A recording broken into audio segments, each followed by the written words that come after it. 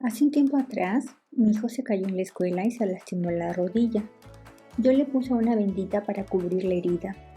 Mi hijo me dijo, no mamá, necesito ver la herida, porque así me voy a dar cuenta cuando esté sana, o la voy a cuidar para no volver a golpearme. En ese momento pensé, ¿cuántas veces por amor a los hijos les evitamos el aprendizaje? Hoy hablamos de educar desde el respeto. Aprender a soltar es una frase que escuchamos o repetimos en más de una ocasión.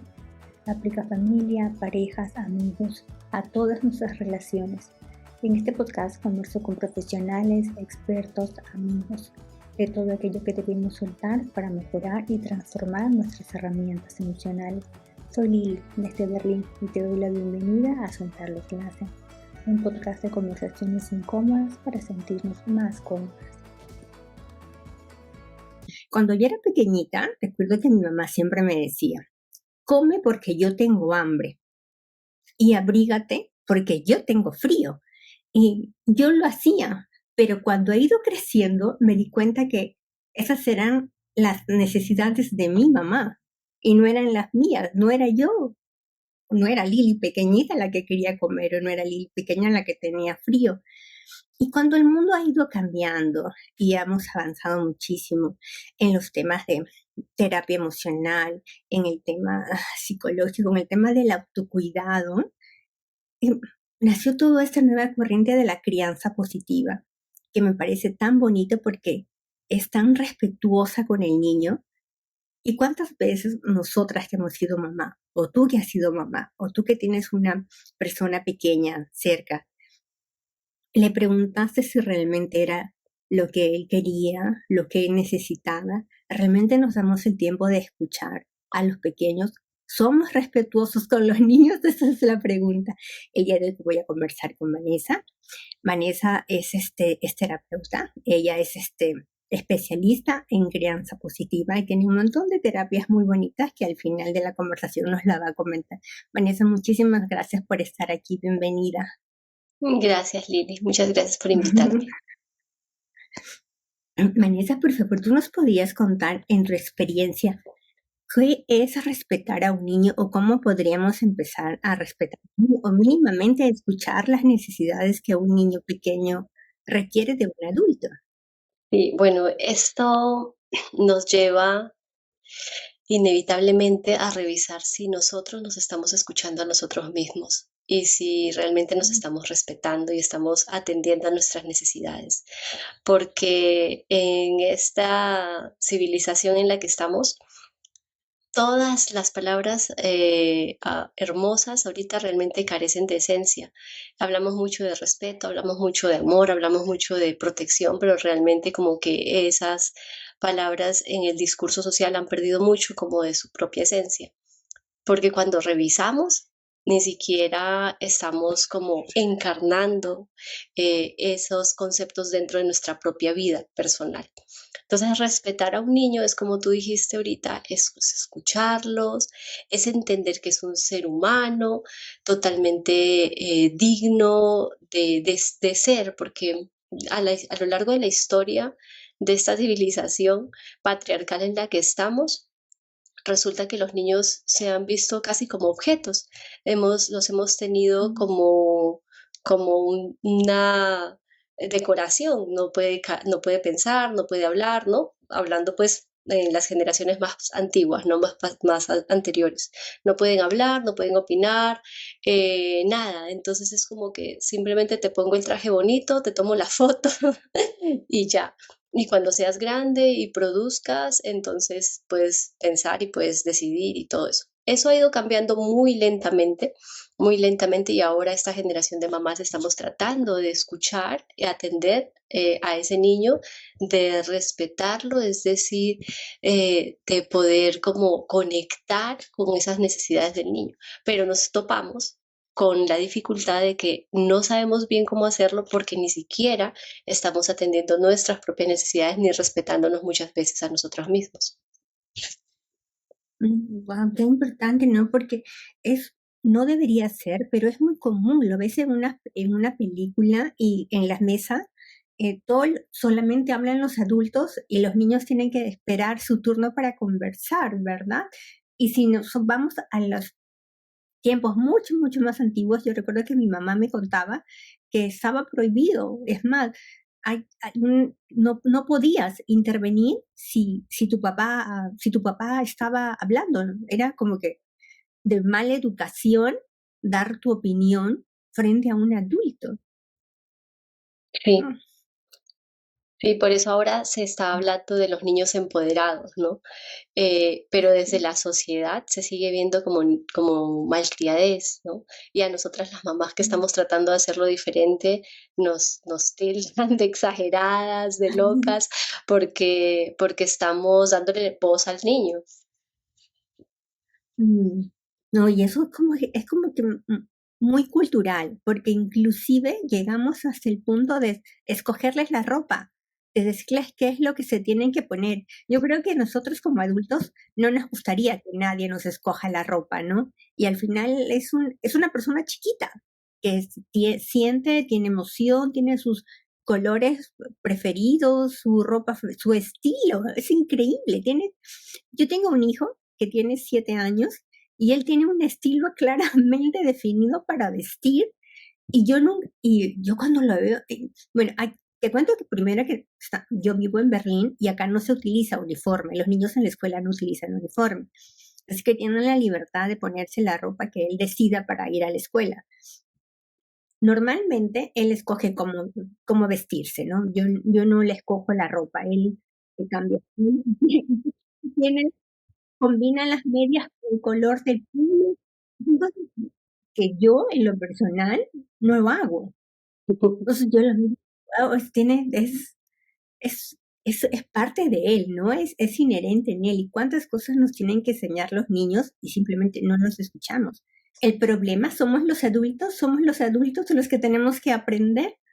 Sí, claro, no somos el problema, a mí no me gusta verlo como de esa manera, pero sí tenemos que cambiar como el chip, ¿no? Tenemos que transformar mucho para que, claro, a ver, pensemos en esto, en que esos hijos que tenemos, o esos niños que cuidamos, esos seres chiquiticos que tenemos al frente, nos recuerdan la infancia que nosotros hemos tenido, ¿sí? Entonces, no hablemos solo de nuestros hijos, sino que todos los seres humanos provenimos de esa libertad inicial con la que nacemos.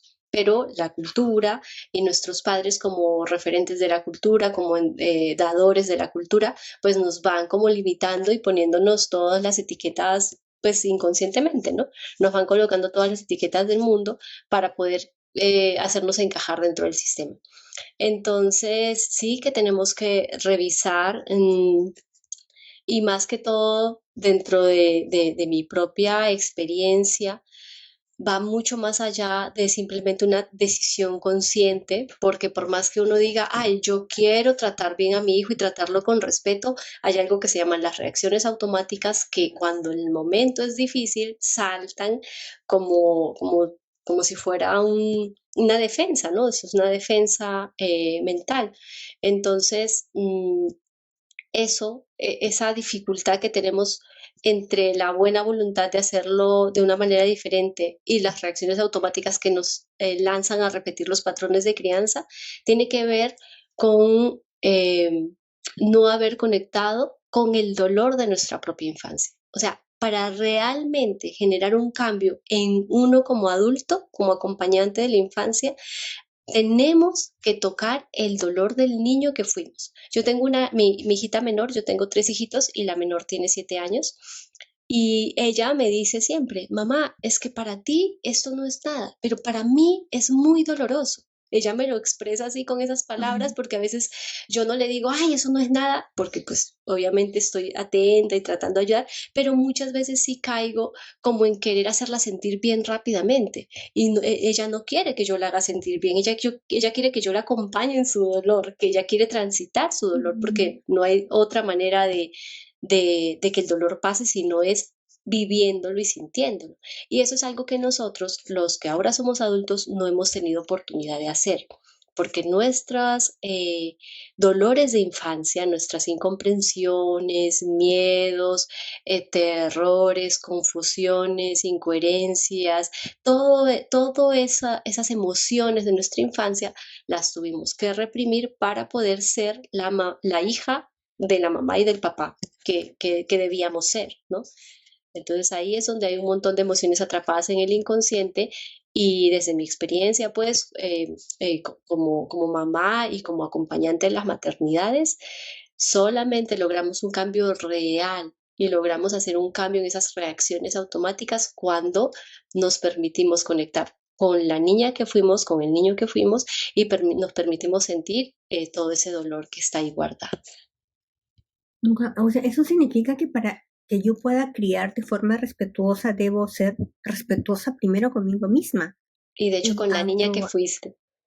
Claro, ahora entiendo, ¿no? Porque es que cómo tengo que conocerme, tengo que saber cómo tratarme para poder tratar, porque si no tengo esa facilidad, ¿cómo voy a transmitir esa información a un niño pequeño, ¿no? Cualquiera que este sea mi hijo, mi sobrino. Sí, porque va más allá de información, ¿no? Nosotros, los adultos, emitimos, bueno, todos, niños y adultos, emitimos lo que somos, ¿no? Lo que somos se expresa, no solamente en palabras, no solamente en conceptos, sino en nuestra manera de ser en la vida. Entonces, cuando hacemos este viaje hacia el interior de nuestra propia infancia, de lo que hemos vivido, y permitimos que esas emociones que estuvieron ahí siempre reprimidas se expresen y nos abrazamos y nos maternamos a nosotras mismas. Entonces, de manera natural, cuando nuestro hijo está incómodo con alguna situación y la expresa, ya sea desde la rabia, desde la frustración, desde el miedo, desde la tristeza, vamos a sentir naturalmente compasión, deseos de acompañar, deseos de ayudar, deseos de estar presentes, en vez de interpretar desde afuera si eso está bien, si eso está mal, si el niño debe o no debe sentirse así. Y eso significa también que no es que sea una forma de crianza permisiva, porque desde el respeto puedo aprender a poner límites, obviamente cuando yo ya me he conocido y sé que me frustra, que no me frustra, porque a veces se malentiende que una crianza respetuosa no pone límites, y no es así, ¿verdad? Totalmente, o sea, es que los límites hacen parte de la vida, ¿no? De la cotidianidad, hacen parte de lo que significa ser un ser humano, hacen parte de lo que significa proteger a un ser que tú amas, ¿cierto? Entonces, los límites hacen parte de la vida familiar, de la vida como mamá, hace parte de la infancia de todo el tiempo, ¿no? Incluso cuando uno es grande. Entonces, pero la cosa es eso, si tú aprendes a poner los límites, ¿cierto? En tu propia vida de manera saludable, si tú pones esos límites a las personas que te rodean como adulto, ¿no? En tu vida relacional de adulto, entonces es mucho más fácil. Es que lo importante no es el qué, sino es el cómo. Yo siempre digo eso, es que no es que si pongo límites o si no, que sí, porque cada mamá puede tener, o cada dinámica familiar puede tener como una gama de valores diferentes, ¿cierto? Y para algunos, por ejemplo, que el niño se suba a la mesa puede ser lo peor y para otros puede ser normal y no importa, o sea, no significa que tienes que dejar que el niño se suba a la mesa para que sea una crianza respetuosa. Si para ti está mal y quieres enseñarle que no se suba, está bien. Entonces no es el qué, sino es cómo yo transmito ese límite, ¿cierto? ¿Qué tanto? Y aquí es donde yo siempre digo que hay que buscar y hacer un balance entre el ser y el hacer. Entonces tú vas a poner el límite porque se está haciendo algo malo, que tú crees que está malo, que el niño piense que es normal subirse a la mesa, pero entonces tú haces un balance. ¿Qué es lo más importante? Proteger el ser, proteger ese ser emocional que está en desarrollo en ese niño, proteger la relación y el vínculo afectivo con el niño. Entonces voy a poner el límite, pero ¿desde qué parte de mí? Voy a ponerlo desde mis miedos, porque a mí también me decían que no se podía y me pegaban y me regañaban por subirme a la mesa. O voy a ponerlo desde la conciencia de que es algo que yo no quiero que mi hijo lo normalice, pero desde el amor, desde el respeto, desde el juego, que además es el lenguaje infantil, ¿no? Y es posible que se pueda trasladar también un acompañamiento respetuoso a la adolescencia o hay que formarlo desde pequeño para poder hacer todo este trabajo mucho más llevadero cuando va creciendo el niño? ¿Cómo se hace? Ya me quedó claro que primero empezamos por el adulto, pero ¿es posible también hacer eso cuando el niño ya es más grande? Qué interesante tu pregunta. Mi niño mayor tiene 15 años y en los primeros 10 años, 9 años, fue criado desde la inconsciencia total, donde yo era una mamá víctima, donde mi esposo le pegaba, yo lloraba, mejor dicho, habían amenazas, habían de todo, todo como a mí me criaron. Así fue criado mi hijo que ahora tiene 15 años. Y cuando yo hice mi proceso de sanación emocional, que lo hice con Laura Goodman, entonces empecé como a cambiar, ¿cierto? A transformar, no desde, hay que aquí saber algo, y es que uno no hace un proceso terapéutico y queda feliz de la vida. Eso es un proceso doloroso, donde se tocan las heridas, ¿cierto? Entonces, yo empecé a transformar, a darme cuenta y lo primero que hice fue pedirle perdón por todos esos 9 años de haberle criado como con los ojos cerrados y fue muy hermoso porque él también es como que le di la posibilidad de expresar todo eso que tenía ahí guardado, ¿no? Toda esa rabia conmigo, todo ese dolor, toda esa tristeza, toda esa frustración de no haberse sentido totalmente amado, de haber tenido que ser condicionado en cada momento de su comportamiento. Entonces, eso no pasó una vez, no fue una noche de abrazarnos y llorar, eso han sido bastantes años, ¿cierto? O sea, ya ahorita tiene 15 años y llevamos 5 años, que yo digo que es de 5 años de reconstrucción de la relación. Pero el cambio se vio desde esa primera noche en la que le pedí perdón. Le cambió las automáticos conmigo, cambió las reacciones automáticas con las hermanas, porque obviamente él repetía con sus hermanitas toda esa manera en la que papá y mamá lo habían tratado siempre.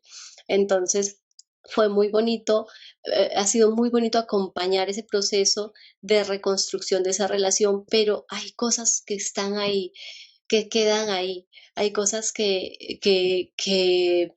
le tocará a él resolverlo cuando sea grande, sí, porque son heridas, nosotros todos como que cargamos con unas heridas de la infancia y yo no puedo tratarlo como un adulto, como si fuera un paciente mío, como si fuera una consulta. Yo no lo puedo tratar así, porque él todavía es un niño. Entonces, para trabajar con los adolescentes hay que recordar que en el corazón, así como cuando yo trabajo con una mamá, que la mamá viene a una consulta y yo sé que esa mamá tiene una niñita herida y yo me conecto con esa niñita herida y trabajo hacia allá, a darle amor, a darle acompañamiento a esas heridas. Lo mismo hago con mi hijo. Entonces yo no puedo no es una cuestión de llenar de conceptos, no es una cuestión de que se comprenda, es una cuestión de permitirse sentir. Entonces a mi hijo, a veces él se aburre y se cansa porque yo, ay, eso es porque cuando tú de niñito, ay, mamá, deja en paz, nada, tú todo tiene que ver con la infancia, me dice y se aburre de eso. Pero yo trato a veces de eso, de que no sean tantos conceptos, de más de darle amor. Entonces, al final, adolescente, niño, adulto, la manera de, de que esa persona, de que ese ser pueda conectar consigo mismo, pueda darse amor a sí mismo, pueda darse respeto a sí mismo, pueda poner los límites que necesita poner, es que tú desde afuera puedas darle esa libertad de ser y le puedas dar ese amor incondicional, que es lo que no hemos recibido, ¿no? Vanessa, ¿y por qué es tan importante la infancia o la primera infancia? Porque yo he leído mucho y siempre hablan de la primera infancia, de los primeros 5 años, a veces hasta los primeros 6, 7 años. ¿Por qué es así tan trascendental? ¿Por qué es tan impactante luego en nuestra vida cuando ya somos adultos? Bueno, eso tiene una explicación biológica y lo que pasa es que el sistema nervioso central del cuerpo humano se desarrolla desde el vientre hasta los 6 años aproximadamente. O sea, no se termina de desarrollar apenas uno sale del vientre de la mamá, ya tiene el sistema nervioso perfecto. No, hay algo que se llama la mielina que cubre todo el sistema nervioso central y, bueno, todo el sistema nervioso en general. Y esa mielina, no termina de cubrir sino hasta los 6 años. Entonces, en toda esa primera infancia, todas las emociones que uno vive, digamos que hacen cortocircuito. ¿Sí? No hay una protección del sistema nervioso para uno, como para filtrar un poquito eso, sino que llega, penetran allá y se van generando como unos endurecimientos, ¿sí? Que le llaman Alexander Lowen, que es un psicoanalista y también es el padre de la bioenergética. Él explica que esos son las corazas emocionales, que son también corazas físicas, corazas musculares, y que es lo que genera luego tanto el carácter de la persona como la estructura física.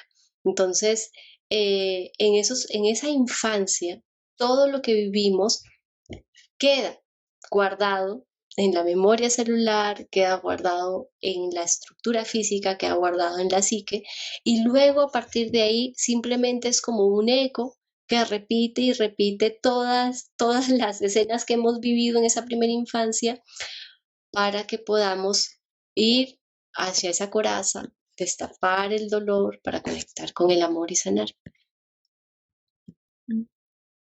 Claro, entonces por eso es que repetimos nuevamente lo que nos enseñaron, ¿no? Claro, también hay que recordar que nuestros padres hicieron lo mejor que pudieron. No había en ese tiempo herramientas que tenemos ahora, o no había conocimiento que es tan fácil acceder ahora a través de Internet.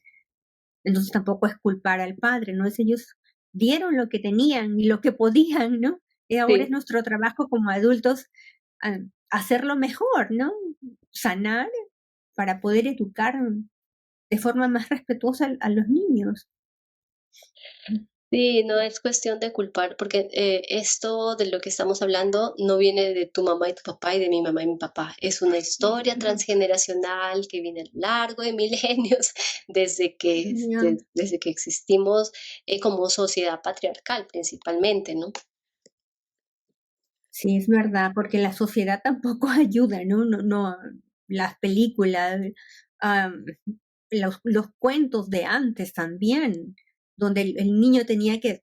Yo nunca me había dado cuenta del cuento de Hansel y Gretel, donde los padres no tienen que comer y abandonan a los niños en el bosque.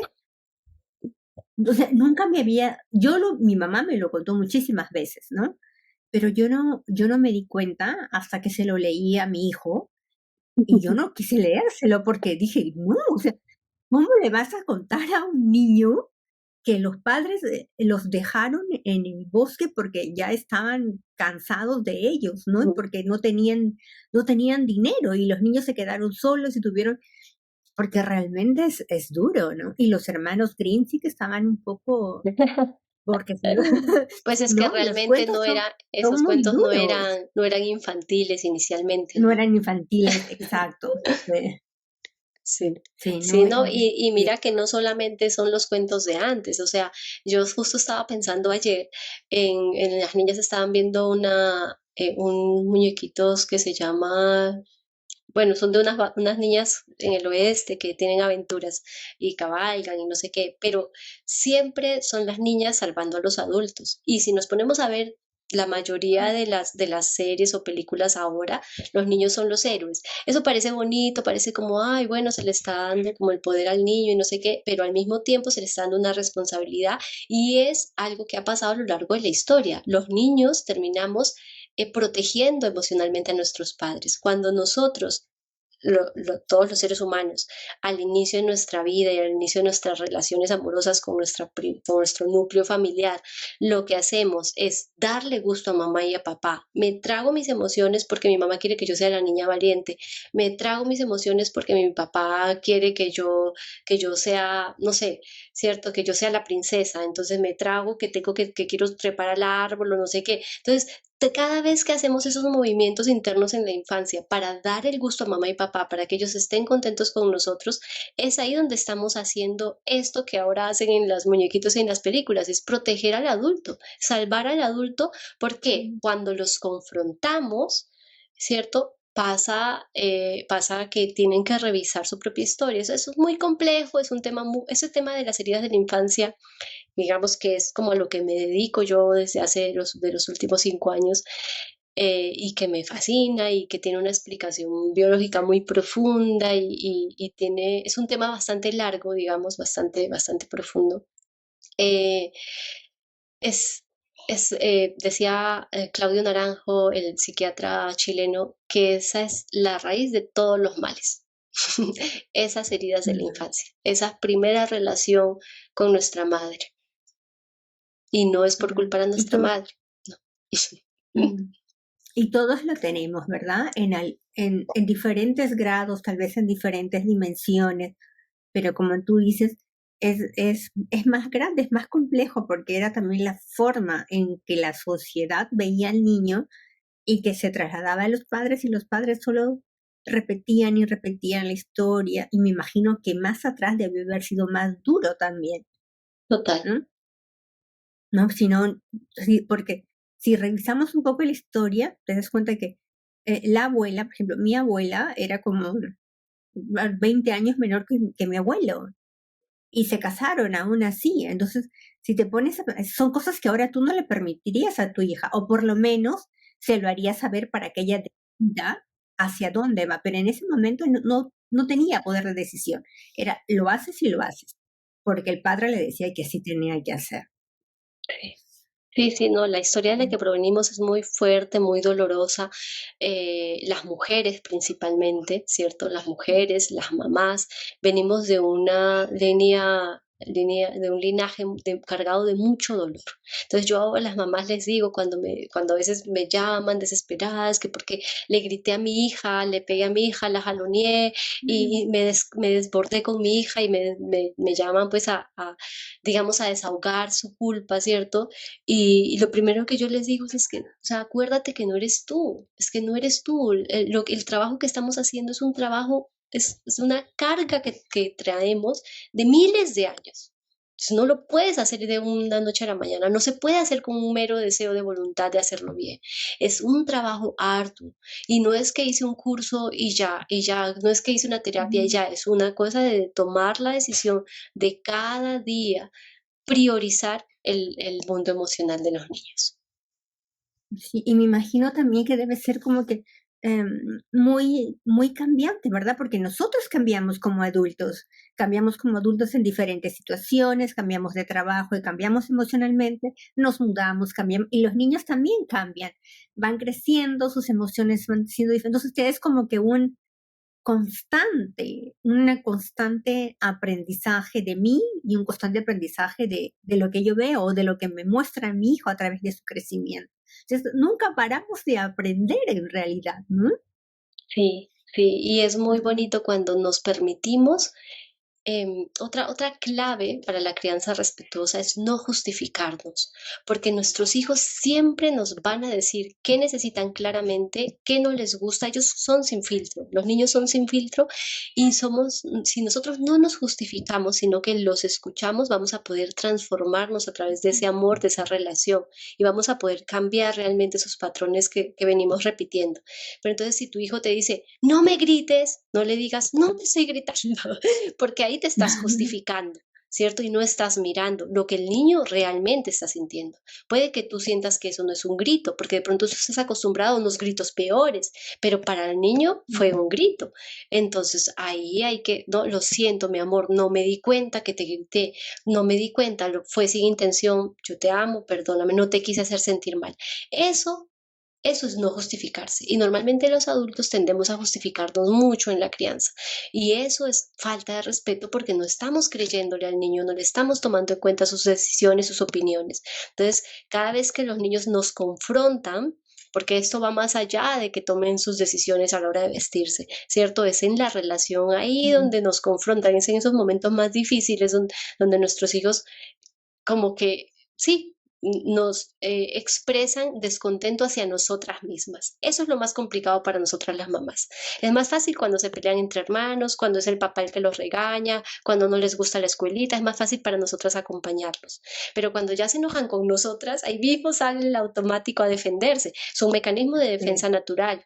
biológica, nuestro cerebro quiere defenderse de cualquier ataque, es normal, ¿cierto? Pero entonces cuando nosotros llegamos, nos alejamos un poquito, podemos ser el observador de nuestra mente, ¿sí? Y el observador de nuestras emociones y decimos, ay, hijo madre, mi hijo me dijo, te odio, y esto hizo que yo quiera pegarle, y esto hizo que yo me sienta maltratada y empiezas a observar antes de reaccionar.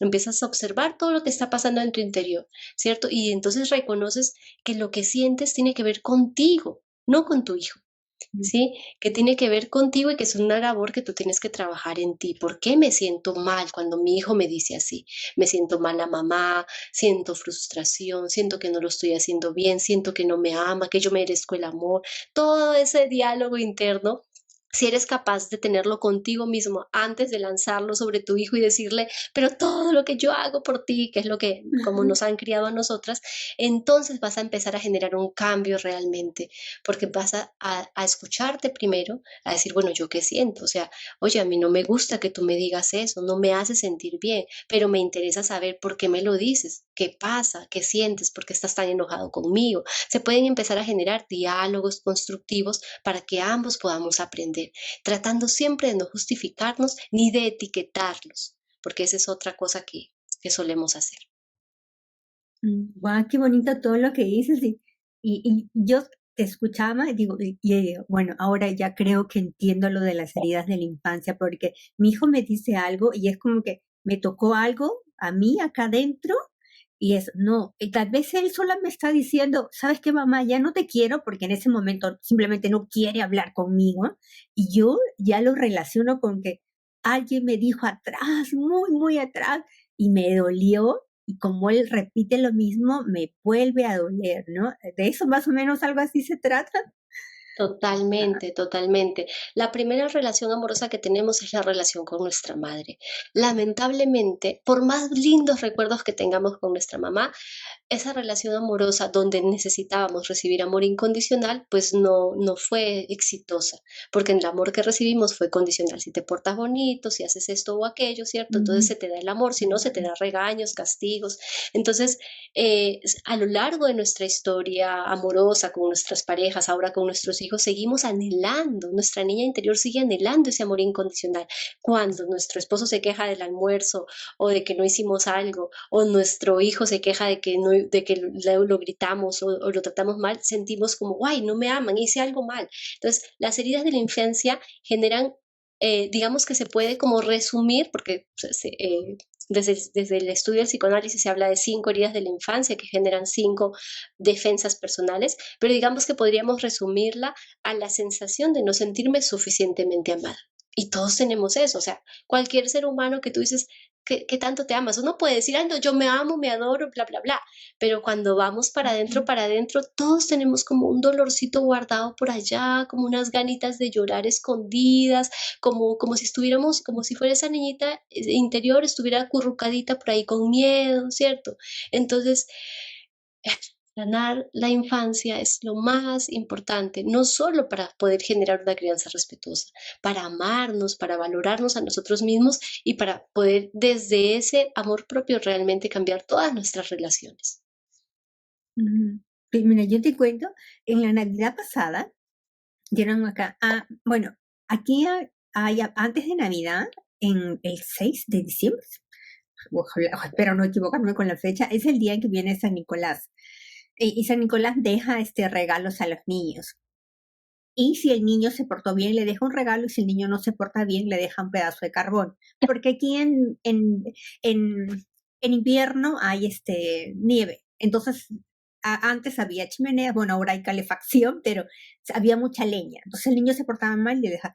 Y vimos una película con mi hijo donde un niño, este, había vivía en una granja y no había obedecido a su papá y vino, era el día en que tenía que venir San Nicolás y su papá le dejó en su bota, como acá utilizamos botas para las nieves, le dejó en su bota un pedazo de carbón.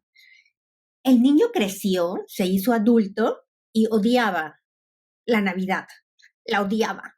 No la quería para nada. Si veía que otros te recibían regalos, él escondía los regalos, en los regalos los botaba. no quería para nada, no, era muy gruñón, se volvió un viejito gruñón, no quería nada para nada. Y la historia trataba de que al final él en sueños se vuelve a reconciliar con su padre, ¿no? Y vuelve a amar la Navidad y vuelve a poder ver que las otras personas reciben regalos sin que él se sienta celoso por no tener regalo. Entonces a mi hijo le gustó y yo me quedé pero súper enganchada con la película y cuando ya mi hijo, yo le dije a mi esposo, wow, mira qué importante. Mi esposo me mira nada más porque le dice, no, tú a todo le tienes que ver la parte psicológica. Sí, tal vez sea yo así, tal vez simplemente me gusta, pero yo decía, wow, qué importante es, crece todo el tiempo castigado. Obviamente, ¿no? No va a querer que venga esa fecha porque le recuerda la parte fea que él recibió. Ujú. Y esa pequeñita parte donde su papá viene en su sueño y se reconcilia con él, qué importante, ¿verdad? Y no nos damos cuenta como adultos lo que tú decías. Siempre te dice que te ama incondicionalmente, pero si terminas toda la comida, te doy postre. Si no terminas toda la comida, no hay. Si terminas la tarea, te doy eso. Y todo es siempre una condición. Haces esto, si no, no te doy. Y es como premiar, y premiar es bueno, o sea, es bueno tener una crianza donde premiamos al niño. ¿Es correcto hacerlo así? ¿O cuál es la forma más adecuada de tratarlos? Bueno, yo vuelvo y repito que no es el qué, es el cómo, es desde qué parte de Ujú. ti estás entregando, ¿cierto? Porque puede ser algo espontáneo también, ¿no? Como, ay, te felicito, qué chévere que pasó esto, que lo Claro. hiciste, mira, celebremos y vamos a comernos un helado. O sea, puede ser, tampoco, hay un psicólogo que se llama Alfie Kohn, que tiene un libro que se llama Sin gritos y sin castigos, la crianza incondicional, sin gritos y sin castigos, que es divino ese libro. Em, y sí, se recomienda no premiar. Lo que pasa es que el premio viene de la mano del chantaje, ¿no? Así como lo mismo que tú dijiste ahorita. O sea, si es que, entonces pasa esto, ¿cierto? Claro. Entonces se pierde como la conexión con el proceso por estar esperando el resultado, ¿no? Entonces, pero yo animo también a que no nos encasillemos en que esto sí se puede o esto no se puede, o si haces esto ya no es crianza respetuosa, o si haces esto sí es crianza respetuosa, sino que nos vayamos más profundamente, más allá de lo externo, ¿sí? Y es desde qué parte de ti, o sea, puede ser que tú como que, ay, tan chévere como arreglaron el cuarto, chicas, bueno, miren, no, les tengo este premio, esta sorpresa, este regalo, ¿cierto? O ahora hay algo que son las consecuencias naturales, ¿no? Que es lo contrario al castigo y que también se pueden aplicar a las cosas positivas. Por ejemplo, eh, que como arreglaron el cuarto, entonces ya nos podemos poner a jugar a esto o aquello, ya podemos salir al parque, ¿cierto? Porque sucedió esto, ya puede suceder esto. Sí, es como una consecuencia. Em, lo que yo animo es a mirar desde qué parte lo estamos haciendo. Si nosotros, como adultas, estamos haciéndolo porque queremos que vuelva a portarse bien, porque queremos que se porten bien, o sea, si hay algo dentro de nosotros como, ay, le voy a dar este premio porque quiero que se repita esto, porque quiero que se porten bien, porque no soporto que se porten mal, ya desde que tengamos esa dualidad en la mente, estamos utilizando el premio como un chantaje emocional para que nuestros hijos se comporten de alguna manera y otra vez caemos en lo del amor condicional, ¿cierto? Entonces, es más conectar como con esa espontaneidad de la niña también que somos, de la persona alegre que somos también, que tenemos adentro, ¿cierto? Entonces puede que en algún momento se quiera dar un premio y puede llamarse premio, no hay problema, pero que no sea una constante un constante método como para que los niños logren algo, ¿no? Sí, miren qué importante eso, ¿no? Porque acá no se utiliza la palabra castigo, acá también se utiliza consecuencia. Lo que han hecho con lo de las consecuencias naturales es simplemente cambiarle el nombre. Pues es un avance, pero al fin y al cabo como que simplemente es cambiarle el nombre al castigo y sigue siendo lo mismo, ¿no? O sea, para hacer una consecuencia natural realmente tendría que ser sin intervención casi del adulto, ¿no? Donde el niño se da cuenta que pasó esto y luego pasó el otro, no como la Sí, consecuencia de tus actos, por eso ahora tal cosa. claro, no lo entienden. Y también lo que no entienden es si te portas bien, porque mi hijo sí me lo dijo una vez. no te portaste bien, me miró y me dice, ¿qué es portarse bien? Bello. Y yo, ah, espérate un momento que mamá tiene que, Buscar el mamá diccionario. tiene que ir a buscar el diccionario. Espérate un momento. Y yo pensando, todo, le dije, bueno, ahora ve a hacer esto, ve a jugar con los Legos y lo hablamos después. Vino mi esposo, ¿qué es portarse bien? Porque al final es mi estándar, Total, total, no, ¿no? Y yo, ¿qué es y no viene tampoco o sea, tu estándar no viene, no te lo inventaste tú, ¿no? O sea, al fin y al cabo viene de toda de la crianza que has tenido y de toda la cultura en la que has nacido, ¿no? Entonces, es como lo que les decía ahorita del ejemplo de subirse a la mesa. Para algunas familias podrá ser como, ay, tan lindo, ¿cómo sabe subirse a la mesa ya? Y para algunos puede ser algo terrible, ¿no? Como, oye, bájate de ahí. Entonces, hay que revisar. Yo invito siempre a cuestionar todo lo que le decimos a nuestros hijos, o sea, de dónde viene esto que yo le estoy pidiendo a mi hijo o le estoy diciendo que haga o que no haga, de dónde viene. ¿Viene realmente por un deseo de protegerlo o viene porque simplemente lo repito porque lo tengo en la cabeza ahí metido y lo tengo que sacar de alguna manera? O sea, Entonces, el resumen sería como que si yo quiero aprender a criar con respeto a mi hijo, tengo que autoconocerme primero yo, ¿no? Saber qué hay dentro de mí. No sé si la palabra correcta es decir patrones o qué patrones tengo yo de la forma de criar, qué me dijeron que era criar, qué me dijeron que era una niña buena, qué me dijeron que era un niño bien educado, o sea, con qué crecí yo y autoevaluarme y decir, ¿realmente quiero eso para mi hijo? ¿O estoy a tiempo de cambiarlo, de mejorarlo, de corregirlo? Algo total, así. total, sí, totalmente eso. Y quiero hacer como una aclaración para las personas que de pronto piensen, ah, no, mi infancia fue perfecta porque me ha tocado, me han llegado personas, familias que dicen, vale, yo tengo problemas con mi hijo, tengo problemas con mi pareja, pero segura, 100% segura que el problema no está en mi infancia porque mi infancia fue perfectamente divina, ¿sí? Entonces es como que no asocian y separan, ¿no? Pero aquí hay una clave, o sea, si tus relaciones afectivas, amorosas, si tus vínculos más cercanos están generando, se está conflictuando, está difícil, porque a ver, conflictos hay en todas las relaciones, pero ¿qué tanto te está moviendo eso dentro de ti, cierto? ¿Qué tan difícil está para ti siendo transitar esa relación, sea con tu hijo, sea con tu pareja? Si en tu presente tus relaciones afectivas están moviéndote muy profundamente adentro, es porque totalmente hay heridas de la infancia que sanar, ¿no? Porque como lo que tú explicabas ahorita, ¿no? Esos te tocan, son detonantes externos que tocan heridas profundas. Entonces, sí, eso es lo que hay. Para resumir, para criar con respeto, primero tenemos que entender que no hemos sido respetados nosotros, por lo que se nos dificulta entender realmente qué es el respeto, ¿cierto? Escuchar a nuestros hijos es la clave. Ellos van a poder expresarnos siempre cómo quieren ser criados. Ellos nos dicen todo el tiempo cómo quieren ser criados, ¿sí? Entonces, escucharlos. Y por eso es que ahí de la sociedad nos ve como locas y exageradas, porque estamos siempre escuchando a nuestros hijos, ¿cierto?